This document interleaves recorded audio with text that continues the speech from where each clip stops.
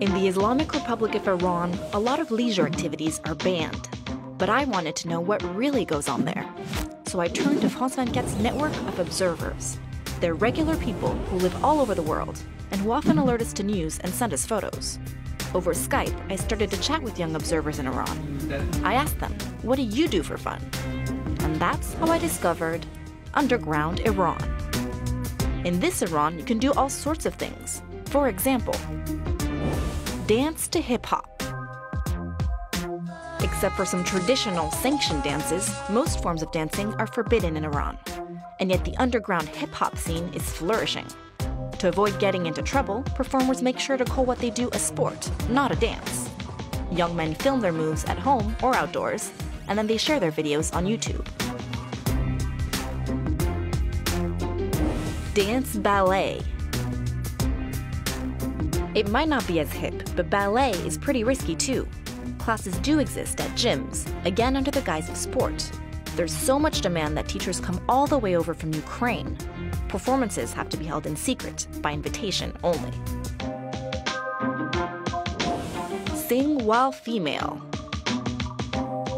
As you might expect, Iranian women face harsher rules than men, but I learned they're not afraid to bend them. For example, singing is banned for women, except in very rare cases. However, there are plenty of female pop stars with legions of fans. Now, to avoid getting into trouble, the singers go by pseudonyms. If you look closely at their videos, you'll notice they never really show their faces. They use all sorts of tactics to disguise themselves, like wearing sunglasses, or even painting their skin.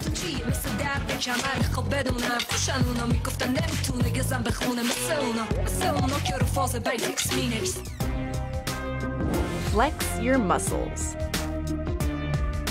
I learned that female bodybuilding is also starting to take off. Women who bench press told me they're not allowed to hold competitions, so instead they've been holding contests online. Participants just send in photos of their muscles. Get a tattoo. Tattoos go against Islamic law, but then again, in a country where you have to dress very conservatively in public, who's really gonna know? As it turns out, body ink has become quite popular in Iran. I talked to a tattoo artist who told me he and his colleagues work discreetly in the back rooms of beauty salons. Do parkour. I also learned that some things that used to be underground are moving into the mainstream now. At first, parkour runners practice their sport discreetly, but they say it's become increasingly accepted. Having to wear long tunics and headscarves is an added challenge for the girls, but that hasn't stopped them from joining in. Some of them are really skilled. So what I found out is that underground Iran is a whole other country, a million miles away from the Iran that the rest of the world sees when they watch the news.